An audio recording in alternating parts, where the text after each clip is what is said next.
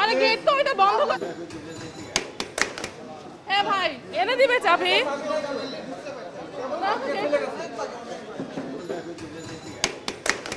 হ্যাঁ ভাই এই যে জ্যামজট, আমি প্রায় 1.5 ঘন্টা আগে রওনা দিচ্ছিলাম। সেটা হচ্ছে বাসের সমস্যা। 6টায় বাস পৌঁছার কথা, বাস পৌঁছতে 8:30টার উপরে পড়ে গেছে। এটা পরীক্ষা নিয়ন্ত্রক যারা আছেন তাদের প্রত্যেকের উচিত স্ব জেলায়, বিভাগে নয় স্ব জেলায় তাদের এই পরীক্ষাগুলো হওয়া উচিত।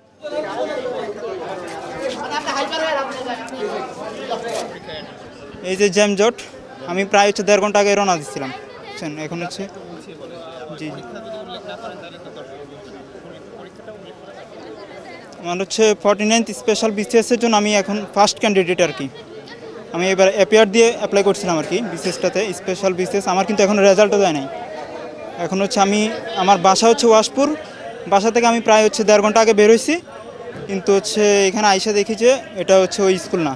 মানে আমাদের জন্য উচিত ছিল যে যদি আমরা যেহেতু ঢাকার ভেতরে অথবা হচ্ছে আমার ফ্রেন্ডরা তারা হচ্ছে পাশাপাশি স্কুলে পড়ছিল, পাশাপাশি কলেজে পড়ছিল, কিন্তু এটা অনেক দূরে হওয়ার কারণে আমার হচ্ছে একটু ভোগান্তি হয়ে গেছে, এই জন্য যার কারণে পরীক্ষা অ্যাটেন্ড করতে পারিনি।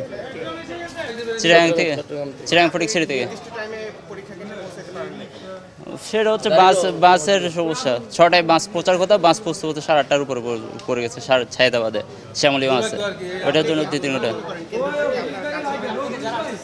জি ওইটা চট্টগ্রাম বিভাগে তো হওয়া উচিত ছিল। এত বড় যেহেতু 3,12,000-এর মতো পরীক্ষার্থী, যেহেতু 3 লাখ দরকার, তো চিরাঙের মধ্যে চিরাং ডিপার্টমেন্ট ওইখানে দেওয়া দরকার ছিল। এখনো পর্যন্ত কি যারা আসছে এগুলো হচ্ছে চট্টগ্রামের অর্থাৎ ঢাকার বাইরে যে সমস্ত মফস্বল এলাকা থেকে আসে তারা সবাই এখানে আসে।